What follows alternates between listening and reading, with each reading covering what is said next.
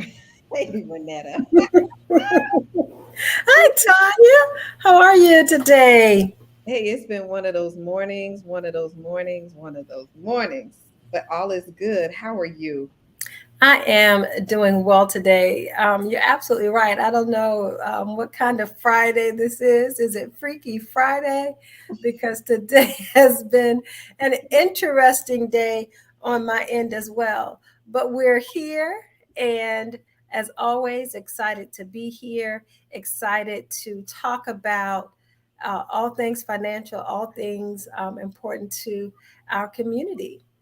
Absolutely. But before we even go into talking about our community, you know that we have been doing some crazy things this week because Yes. we have taken our health into a whole different level. So, as we exercise and walk, you and I have decided with another small group of people have decided Yes. to do a 10-day raw. And Yes. it has been, we are on day 6 of our Yes. Can you 10-day believe raw. it? I Um, wasn't sure I was going to make it. we So, have 4 days to go. Yes. 1, 2, 3, 4. But it was something that we decided to do in reference to just kind of getting our numbers in order. So we've been exercising and walking, and you guys have seen us doing that. And so now we decided that we would, change the diet. And everybody talks about the way that you eat, the way that you eat, the way that you eat. Okay, so and I have honestly told you that I am a fat vegetarian, and I have decided that I am no longer going to be a fat vegetarian. And over these next 2 years, I am going to look like a real vegetarian, nice, fine, and slim and sexy. And as I get ready to roll into the big, that number, so I still got 2 years to get there, but taking this on has really been a challenge because even though you eat a lot of fruits and vegetables as a vegetarian, there's certain things that you take out of your diet, and but this has been very good for me because at least I'm learning how to prepare a vegan raw meal, and it still tastes good. well, that's what I've learned. I have learned that now I'm not saying so that I'm going to stay um, vegan, Okay. so because this is about the detox for me. It's about flushing my system, making, getting my numbers together, things that I need to do, for me and for my health. So, we're always talking about health. So we're putting our health, where our mouth is, so to speak. We're always talking about health is wealth, and all of that. So you know so the opportunity to do this was exciting and was a bit challenging. But what I found was after the first few days, and learning how to work with natural herbs and spices, I found that the food isn't that bad. I mean, there's some things that I've learned to eat that I haven't eaten before, but I was open to trying it. And sometimes you have to be open if you want something different, right? What's that saying? If you want something different, you have to be willing to do something different. Yep. So I've been willing to do something different, and it hasn't been bad. And I'm on day 6, and I haven't had any cheese, Me neither. No. right? Uh, the list could go on, the things that I enjoy having. But when you focus on you know things, when you really commit to things, right? And it's Mhm. always about what you feed your mind, right? When you tell your Right. mind that you're really going to do something, it's like your mind already starts to do it, and gives you that extra boost that you need, and that reminder that you need, that hey, this is what you said we're going to do, and this is what we're doing. So it's been great. I'm excited to get to day 10, and then we have a 30-day plan. Yeah, we do. A Yeah, 30. we got 30-day plan. Yeah. you know. And what was really kind of hard yesterday is that my husband and brother-in-laws decided to prepare um, salmon tacos and these things that they call, I don't know, it was stuffed wontons. They had stuffed salmon and cream cheese and herbs and stuff inside these little wontons, and they fried them. It was okay that they were putting it together. I didn't have a problem with it. But the biggest thing was when I left the house and walked back in and smelled all of that fried whatever deliciousness in the house. I was like, oh my God, I got to go and eat something. So I found a salad to just get rid of that urge. But anyway, so we're going to make it, Renetta, I think. Yeah, I think we are. We're at day 6. And so, you get past day 3, I think we're in. And we're in because now I'm the same. And in my home, I'm like, okay, cook whatever you want. I'll be okay. And the challenge is going to be this weekend, I'm going to be out of town. Ooh. So, that'll be a challenge. You guys know I sometimes say I'm a foodie. I like to try different foods from different places. And, I'm going to be in a larger city where there are more food options. But I need it. No, I'm prepared. I'm mentally prepared. So, so it's good. It's good. Yes. Miss Pam, I love to eat too. Yeah, we do. We all love to eat. That's why we can't. Yeah. But we're getting better. But we have an awesome show for you guys today. One of the things that we love to talk about on Financial Sins is finances. I am Tanya Scott Pilcher, your insurance professor. And today we are going to share with you one of the people that I have met in one of my coaching groups. I told you guys I have a lot of different coaches now because I'm really trying to get my life onto the next phase. And it takes that sometimes, is that you have to get to know people that are smarter than you, and at doing things better than you. And we've talked about finances here on Financial Sins, but sometimes we need some experts, right? And today we are bringing in Janae Nugent. She is going to be coming in today to talk with us in reference to personal finance. So I'm going to go ahead and bring her in. All right, Renetta? Absolutely. Hey, you on mute. I'm going to put her up here with you. Yeah, there we go. Hello, good afternoon, everybody. Good afternoon. Good to see you. First of all, you guys are talking about health and eating right. And we went on vacation last week and we didn't do so well. But we are back on it. My husband is a personal trainer, so he's like, no, we got to get this together. So it's definitely not easy, but I enjoy too, like you said, Renetta, like making foods healthy, like traditional foods, right? Like spaghetti or tacos, and like making them healthy. And it's really not as bad. It just takes time to get used to. So that's right. I'm back there like, yes. Well, Janae, last week we had Catherine on the line with us, and she shared things with us in reference to business finance, and she was awesome. So I think, she's with us today. Yes. Hey, she did a fantastic job, and we were able to talk about just getting our business finances in order. And today, we're going to have people that may ask questions, but we want you to talk with us about who you are and what you've been doing and how finances is, we can just do better.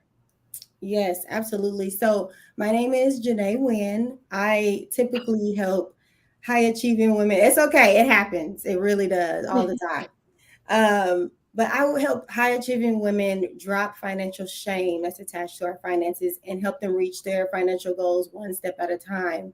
My company, Financial Healing for Women, we commit ourselves to partnering biblical principles with technique, because in doing that, I've noticed that that's how they're able to obtain like the abundant life that God wants them to have, right? Dropping that shame, putting those techniques together, partnering your faith with what you're actually doing, and then what God is able to do with that is out of this world. So that is what I do and what my company is about.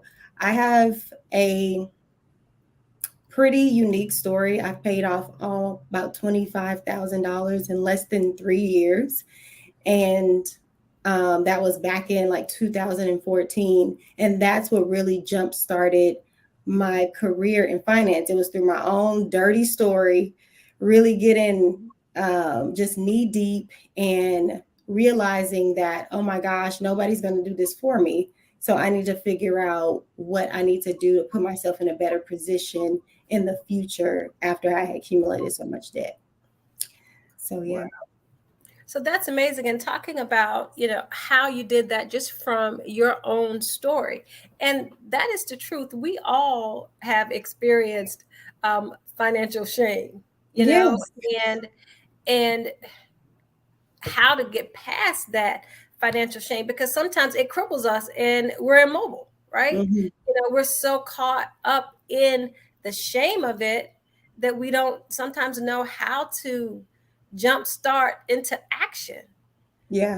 So how do we do that? What do we do? Because we're all guilty, and how do you get from saying, hey, yes, saying it out loud, taking ownership of it, and then what do we do? How do we take ownership?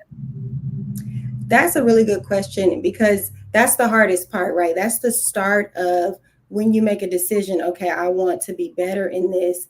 And for me, honestly, I was convicted. Like, I was young. I had decided to go full time in business, and there were just a lot of things that I didn't know that didn't set me up for success. And because I was putting money in the business and I was doing all these things, that it set me back. So I realized through really going in my prayer closet and getting real with myself, like, okay, what is going on right now? What are we going to do? And it was hard to face it. But if I'm honest, when you're in a situation where your back is up against the wall, you have no choice but to face it. And that's what a lot of people have faced through COVID, through the pandemic. They are in situations that probably aren't as unlikely, and they're looking like, okay, what do I have to do? Right. So I think you get to that point where your back's up against the wall and you just have to look at it. You just have to face it. And so how I was able to get past that point, that was step number one. Like, I got to the point where I was tired, I was frustrated, I, was just not in a good place. And I had to face it and say, what do I need to do to get my life to the next step? And what God told me is I needed to get in order. And I knew for me, that was set yourself up to have more income, number one, right? There's Right. two ways to get your finances in order. It's either you need to decrease some expenses, maybe you're living outside of your means, or you need to increase your income, right? And for me, during that time, I had to do both. But step one was go pursue some type of employment. And that's not everybody's story, but that was mine. And from there, I also started to decrease my expenses. So how from my phone bill down to my rent, down to every little thing, because what I would needed to do was allocate those extra funds to get out of the debt. And that's what I did. So I know that's a long way to go answer your question, but number one is face it and then start to actively pursue whatever is next for you. So if you know you need more income, then that's the step. If you know there's some expenses that are out of whack, then that's the step, right? Yeah, but I get so afraid to cut the cable, because I might have someone over and cannot explain why we just have basic.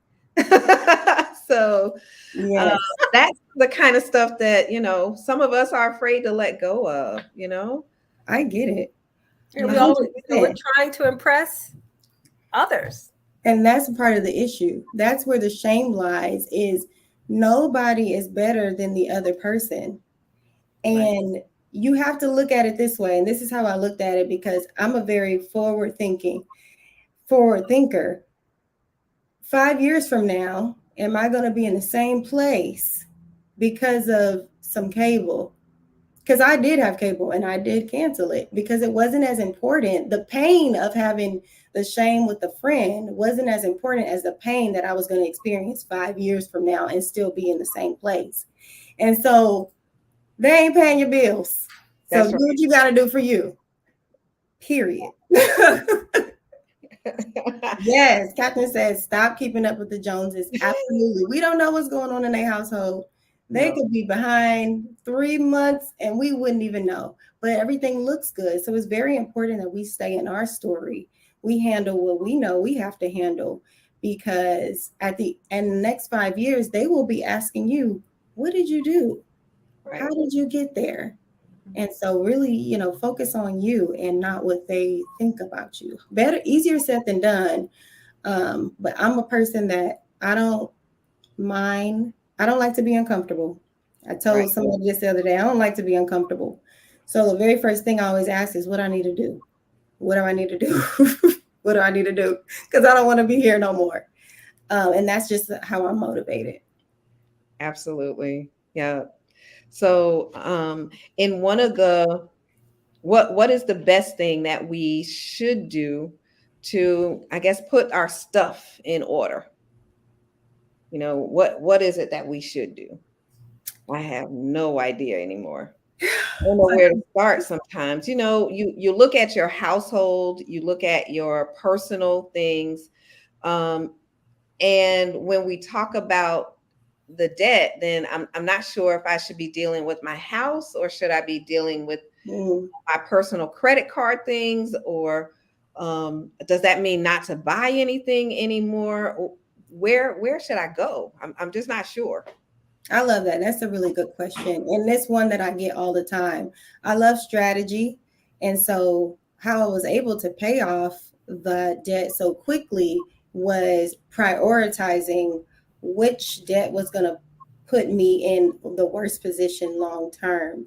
So let's say that a person has personal loans or credit cards or student loans and a mortgage, just those four. How can I do four? Use your other hand. The things that are going to affect you the most initially are the credit card debts and the personal loans, because they are going to ramp up so much so quickly, especially with credit cards. So I say with most people to start there, because there's no running from that. It just accumulates, it builds up, it builds up, it builds up, and it becomes like, oh my gosh, it's impossible to get out of this. Your mortgage is your mortgage. We don't need to worry about paying off our house in this very moment if we have all those other small debts lingering, affecting us. So yeah, start with those credit card debts, start with the personal loan. And it doesn't matter which one, but it depends on what method you want to use. There are lots of different methods to pay off debt. There is the snowball, which is pretty popular, right? There's the avalanche, and then there's a challenge method, which is one that I created. And in these three methods, it just helps you strategize a plan so that you can start with the smallest debt and work your way up. So when I work with my clients, I tell them, don't focus on the big number. Set aside one debt, just one, and then allocate an amount of money that you can, right? And then you just build on that. And when they focus on the smallest part of the debt, they don't feel as like overwhelmed, because it can be overwhelming, but you have to do a little bit at a time. And that makes a huge difference. People are too worried about the big, getting out of it. Just worry about taking some small steps. I promise you will get there. So you mentioned that there are three ways, right? Mm-hmm. The snowball, the avalanche, and then you mentioned something that you've created yourself, which is the challenge. It's called the challenge method. Challenge method. The reason why I love this is because it gave me flexibility. So with the challenge method, I was able to challenge myself to save a specific amount of money. And after the challenge was over, I had the opportunity to put that towards my debt or I could save a portion of it. Or so I like that aspect of it, that I get to save or pay off the debt. So in my personal experience, I had a car that was about $460 something a month, which is the average for car payments for most Americans. And I needed to get that down to about two something. Reason being is I needed to have as much free money as I could have to put towards the other things that I needed to, saving, investing, and all of that, or double down on the payments and just getting the car paid off. So that was the strategy. So I saved up $10,000 and I went to the bank, and I'll never forget when I went to the bank, the guy was like, what did he say? He was very surprised that I was coming in to put that amount of money on a debt.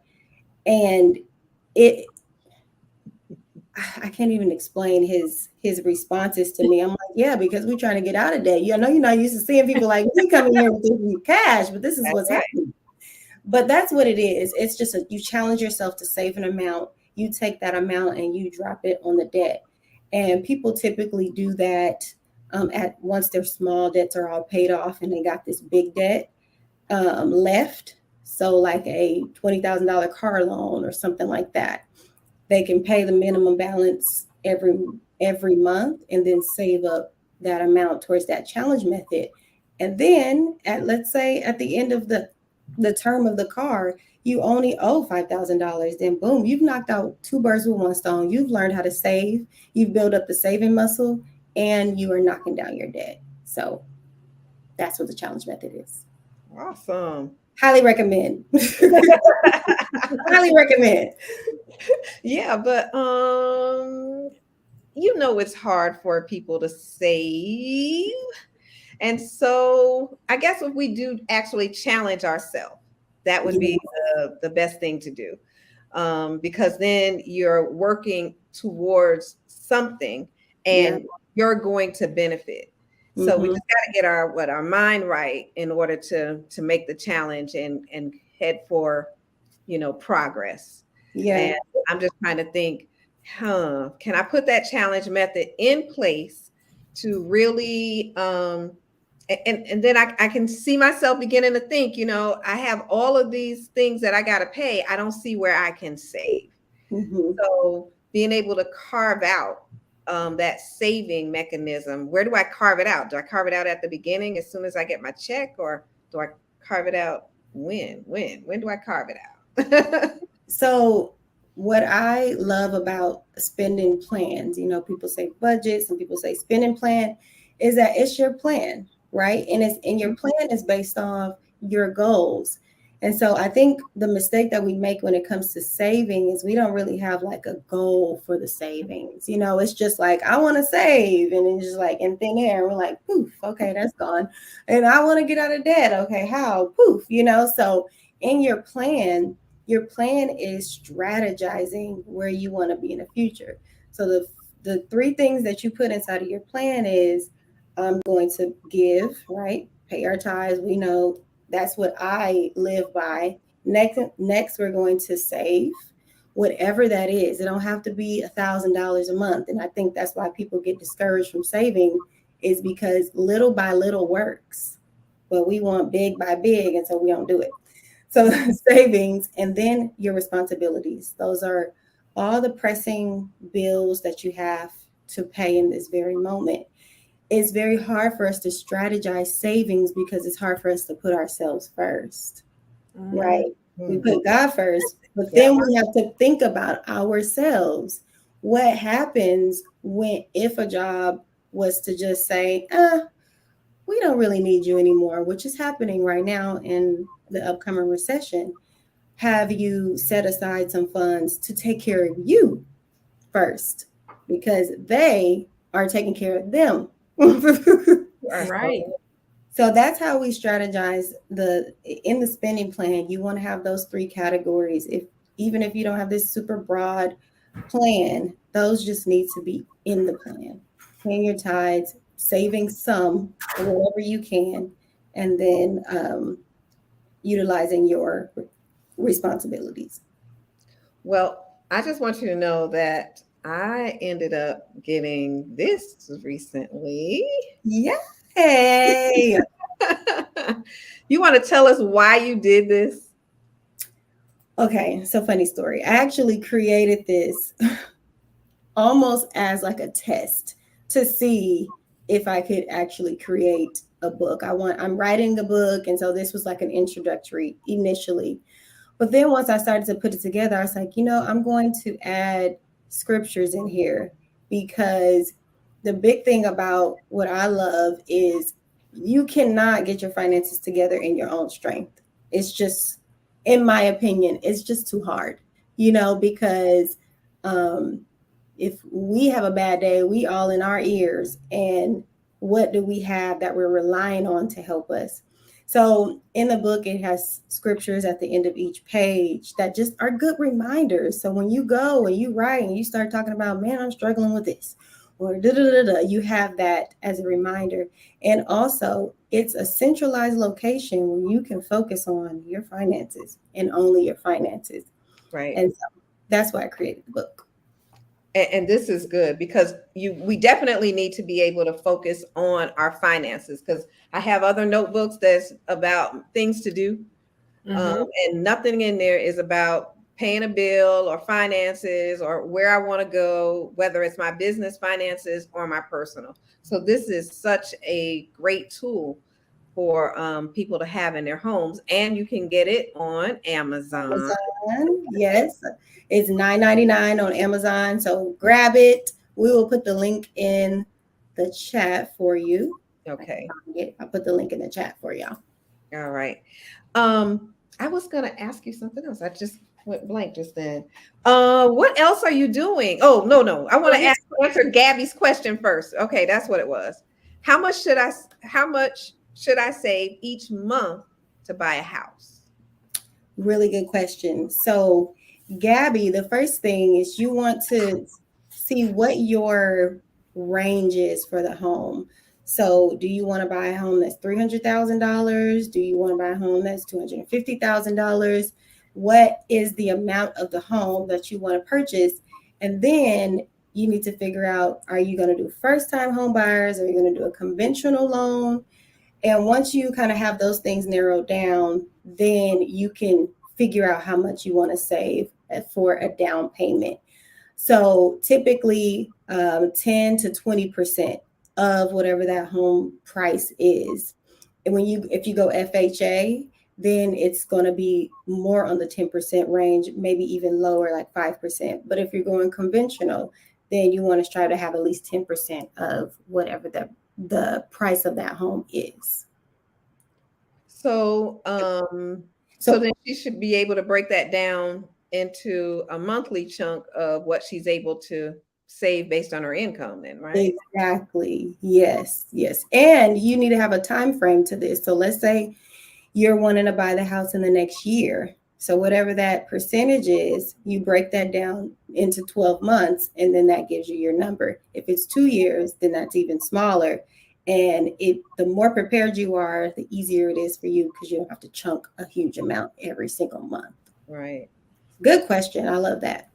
I mean, I love the way that you're breaking it down into, I call them bite-sized. I love bite-sized pieces. Because, talking about a $300,000 home and you're, 10%, it's like, yeah, where do I get there to, but you're saying, then you break it down and you go back and say, hey, is it a year from now? Is it 2 years from now? Yeah. And then you can really look at what your current financial situation is and understand what you need to do. As you said earlier, whether it's cut some things that you have or increase your income, whatever that means, so that you can carve out that extra money. And I love that, because otherwise we are overwhelmed. So overwhelmed. Our finances are they're overwhelming, especially with, when you're not in a good financial place, that it's overwhelming trying to get back there. If you have, if you've been there, and then, of course we say life happens, like you said, we could be on a job and, they're downsizing right now, Yeah, they are. and, our grandmothers, our great grandmother, I remember my great grandmother saying, when I was growing up, if you just put $5 or $10 away every time you get paid, and you're thinking, well, $5 or $10, that doesn't add up. It doesn't make sense, right? It's like, okay. But I remember that my grandmother, my grandparents, they always had a little something tucked away, for that rainy day. When something happened, they always had it. And they didn't make the kind of money that we're making today. Yeah. Yeah. You're right. And as you were talking, like there's so much wisdom that we can learn from our older generation, but also we think a little bit differently now. And so there's that clash, especially with millennials and Gen Z, all the, I don't know what the numbers are. They think very differently, but there is power in both perspectives. And when you were speaking, it reminded me of the ants in the Bible. It talks about the ants and how in the summer seasons they save so they build up their food so they can have it in the winter. These are very small principles that we just kind of get away from, and we start to let it overwhelm us and not understanding that this is actually easier than we think, but it's all our mindsets. Yeah, it's all our mindsets. We definitely have to have a better mindset. So you talk about financial healing. Mm-hmm. So why healing? Let me just ask that question. Financial healing. The reason why, when I started financial healing for women, the thing that really stuck out to me is we're not going back. I'm not promoting that you could just create a spending plan and it'll get you out temporarily. It will always get you where you need to go. You can follow the steps, be good with it, but then you can go back, and then you can go back. Because if you haven't healed the spending issue, the causes of it, why we do it, the underlying factors of it, then it causes you to stay in the same place. And so I am huge on promoting healing, because it doesn't matter what the economy does. It doesn't matter what the recession is doing.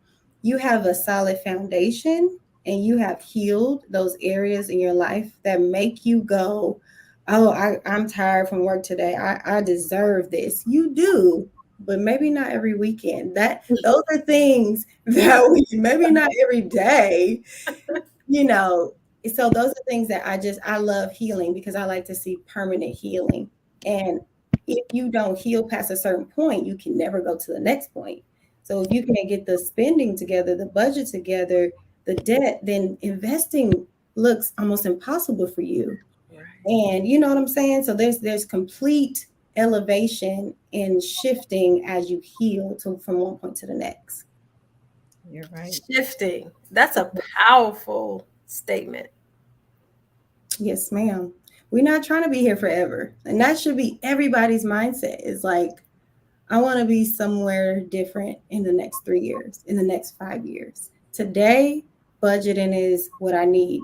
5 years, I'm trying to have a couple investment properties. That should be your thought process. And for the kingdom, who else is going to move it forward than us? That's right. Yeah.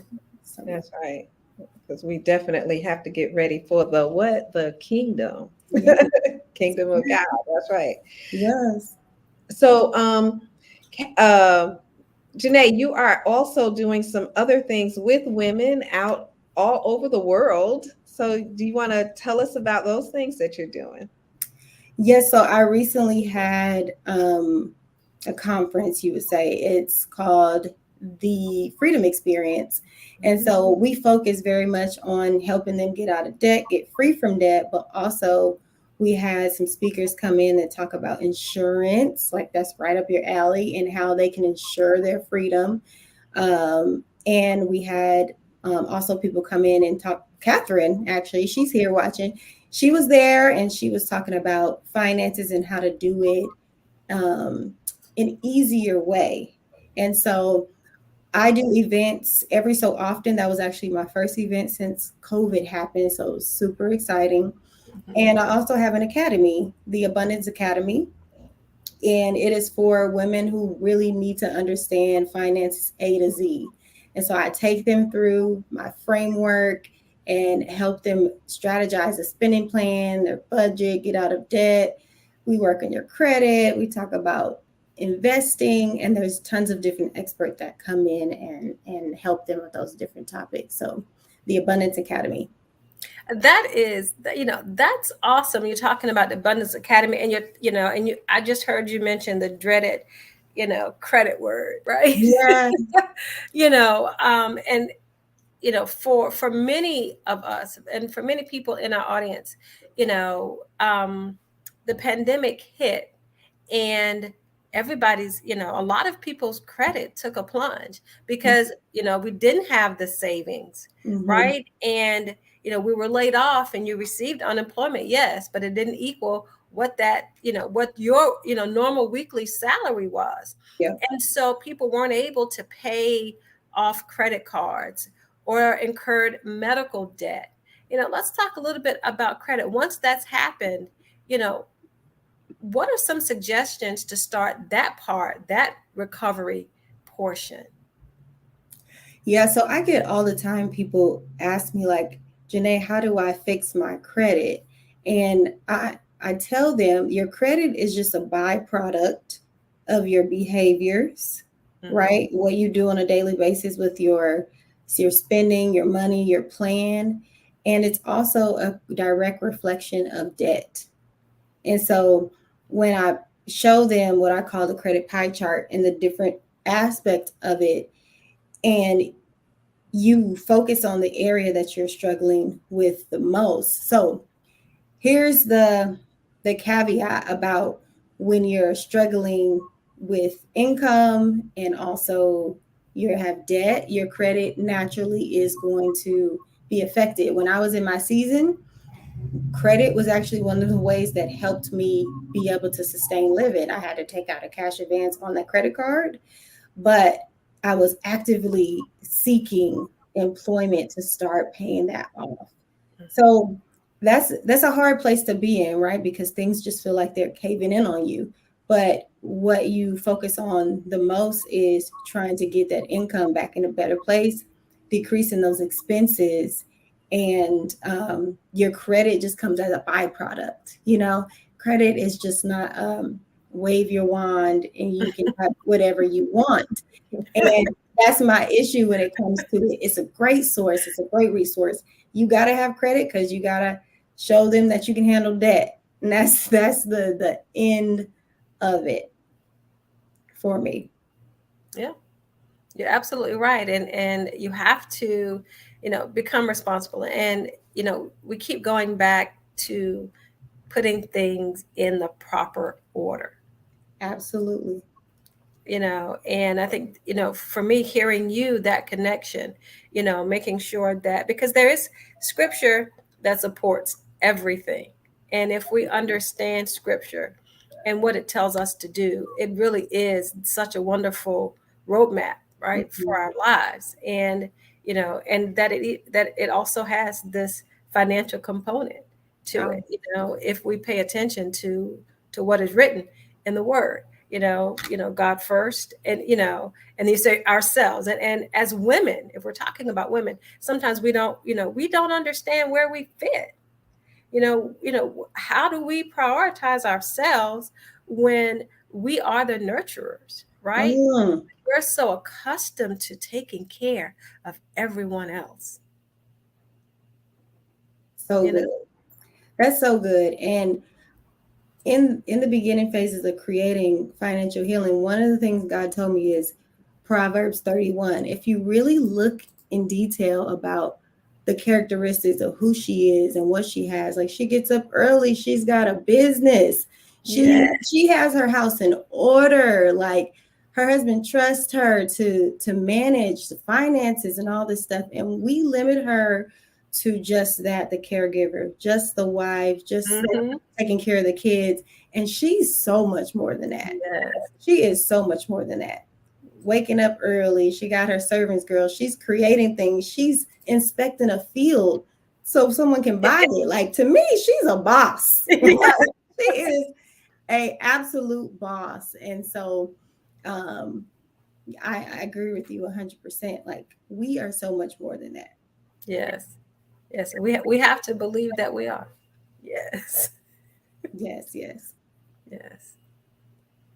Tanya's just laughing. She's laughing. I think she doesn't know that she's on mute. I do know that I have all of a sudden all of this noise in my background. Okay. So my husband is about to leave and get on an air flight, and he's running late. And so everybody's telling him he's late. So Oh my goodness. screaming, "You're late, you better get out of here." So that's what's going on, and that's why I'm laughing. But you are, so again, here we are having all of these other things going on around us and taking care of, and our finances personally are things that we put in the background. And so, Janae, thank you so much for even sharing and being here and talking about the financial healing that we can have if we begin to put our stuff in order. And so often we just focus in on so many other things. I can tell you one thing, I have planned out how my kids' finances are going to be in order. If I'm not in order, I bet you theirs is, right? So Right. us, and that's what we do. So I may not have anything that I'm leaving for them, but their finances and how they're going to be set up, I have that. And it's time for us to begin to look at our own finances and our own debt and our own credit, and that there are more things that we can have other than, a flashy bag or red bottom shoes, but we can have property. We can't have cars. We can't have things that we can have a huge bank account. We can have anything that we want at this particular time. We just need to move forward and get our own stuff in order. Yeah. And so that is what's so important today, is that those of you that are out there and that are listening, we want to push that message that it is time for you personally to get your things in order. And today we're talking to Janae in reference to finances. So we're talking about financial debt. We're talking about financial credit. And it is just that time. And Janae is coming to us biblically also. So God is also saying that we need to put it in order. He wants us to have life and life more abundantly. So how are you going to be more abundantly or have anything more abundantly if you don't get it in order? Right? Yep. Well, I have something, Renetta and Tanya, if it's okay that I drop it. I know it's on the screen, but the Financial Breakthrough Roadmap I created for people who are starting the process of getting out of debt, and they need the steps, right? Because I love to break things down. I feel like it's the only way you really teach finance is to give them the steps. And so in the roadmap, it teaches you 6 quick and easy steps to get free from debt and financial shame. And so as a gift to you guys that is there for you, go ahead and grab it. It's free. And go ahead and start following it. I love it because it doesn't matter if you have 1 debt, 2 debt, 3 debt. You can use it and start it back over. And it gives you a good roadmap to do that. Awesome. That is great that you would even provide that. So do you remember what's on your step 1 of this roadmap? Because everybody just needs a step 1.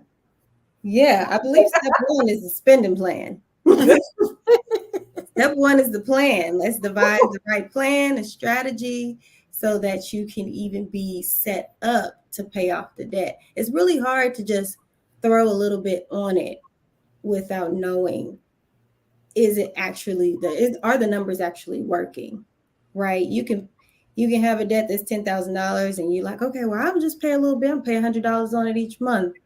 That $100 is getting eaten up by interest. Right. So you never see the light at the end of the tunnel without the proper plan and strategy. Well, Janae, you also have a coaching session. If people want to get some help, because a lot of times we can't do it by ourselves. You want to talk a little bit about that? Yeah, so in the Abundance Academy, the very first thing that we do is a 90-minute coaching. So in that coaching, we talk about your goals. What are you trying to reach? We strategize the plan. I then there with you build the plan with you. So we build the spending plan out. And then my goal is to help you save at least $500, up to $500 right there on that phone call. And it's easy for me to do because I can see numbers.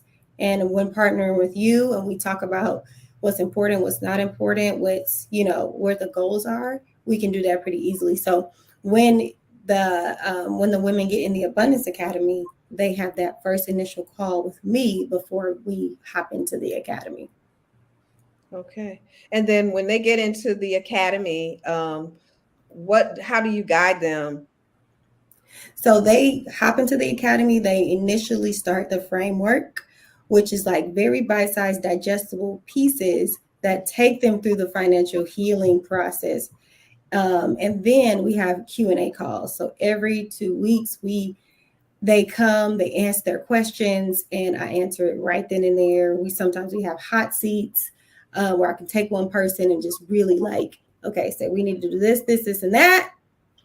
And so that's what we do in the academy. That's how they get the help. There's also other trainings in there. So if you want to learn about insurance, or taxes, there's other experts in there talking about topics that I'm not sufficient in because, that's a lot. Finances is everything. It's big. When you're getting everything in order, you're getting your finances, you're getting your insurance in order, you're getting your wills in order, you're getting everything about your entire life in order and doing it now.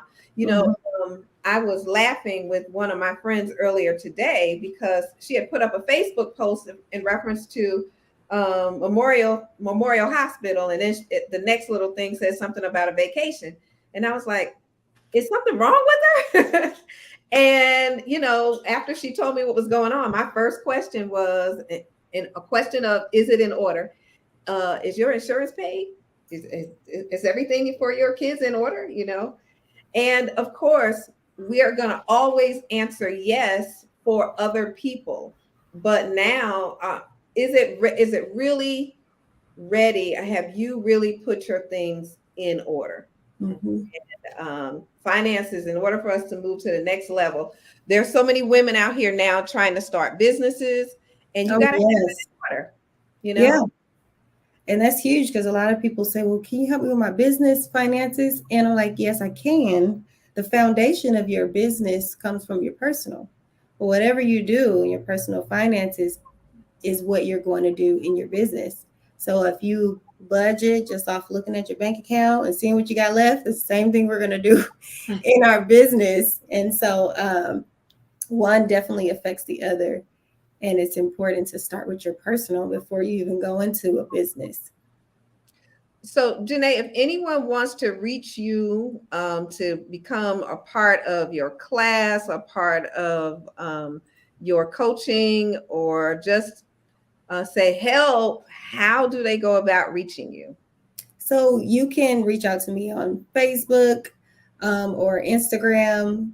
Janae Wynn on Facebook and J Favored on Instagram. If you're interested in services, just reach out to me. You can also go to www.jointaa.com if you're interested in the academy and you want to sign up. Wonderful, wonderful. I can today, I think, understanding how things are connected, and we're always talking about healing, but healing is so interconnected to so many aspects of who we are. Yes. We have to go through a process of healing in so many areas of our lives, and especially as women. So to get this part of the financial healing, right, that part actually will probably help others in other types of healing, because when you're stressed out about one thing, it shows up in other areas. So you're financially stressed out, then you become physically stressed out, right? Then you become emotionally stressed out, right? And, we have to learn, that we have to heal all those areas of our lives so that we get that whole healing that we need. You're right. They're all interconnected. And it's crazy how, like, when people start working on their finances, other things start to become important to them, like their mental health. Yes. And their physical health, which I'm a huge advocate of. The first thing that you need to make sure that you invest in that needs to be a part of your daily life is your mental health, whatever that looks like for you, therapy, going to a movie, like whatever that is, you need to invest in that part of you. You need to invest in the physical aspect of you and food. And I know food is a little higher than normal, but we're not compromising on healthy foods. And that's just something that I live by, because it costs more to go to the doctor and when something is wrong, then it costs for you to just invest in the right foods that we need to eat. So you're right. It is connected to everything. So I tell my clients, we don't compromise on the groceries. The groceries going to be high. Oh, well, we going to eat the right food because we're thinking forward, not now. That's right. That's right. That is so good. And I want to encourage you all to reach out to Janae. You're not going to only just get a person that is an expert on finances, but you're going to get someone that is a God-fearing woman. And if you need prayer, she's going to pray with you. Really? Bring it on home. So, and that's sometimes what we do need, is that we need someone to really understand, because we are embarrassed about our debt. We're embarrassed of the shape that we have gotten ourselves in. So when you look at me on the outside, I may look one way, but in the inside, there's something else going on. Right. And you are a person that people can really connect with. You have that spirit about you. And so that's why she's here today, to share information with us, to make you aware that there are people out here that can help move us from, I'm going to say, from poverty to riches, because there are some options and things that we can do to get there. Yep. So it is totally up to us, and it's totally up to our mind. And so we want to thank you so much. I'm going to let you go ahead and finish up, Janae, because we're going to close out in just a second. If there's anything else you want to share with our audience today. I first just want to say thank you guys for having me on. There's not a lot of podcasts or live where I feel comfortable speaking about finances from a biblical lens. And so thank you for providing that space, and for so many other people that come on here that are giving their expertise. So this was by far probably one of the easiest conversations that I've had in a long time. So thank you. And to everyone who is watching, I pray that you really listened in, really download the Financial Breakthrough Roadmap. Contact me if you need help. There is no shame. Like, you good. We done all been here, done that, bought the t-shirt. So and wore it. More than once. Yeah. Exactly. Yes. Great. Thank you so much. As we close, I am Renetta Milner Gardner, and always I say, make it a great day. And I am Tanya Scott Pilcher, your insurance professor, and always live life like there is no tomorrow. So we look forward to seeing you all next week as we talk about some back to school things possibly. And if not, we'll be talking about something that will definitely be a light in your life. So you guys, we'll see you later. Thank you, Janae, again for being with us. Thank you.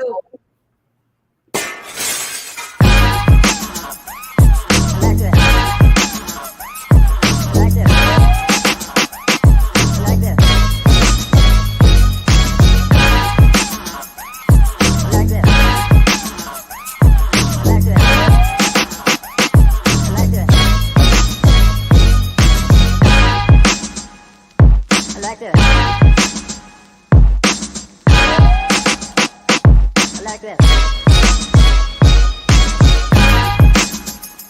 I like this. I like this.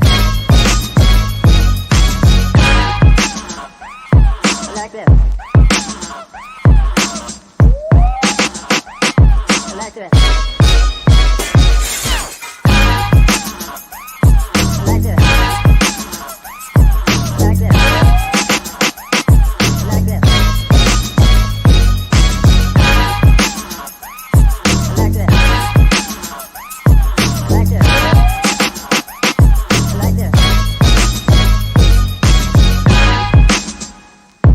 Like this.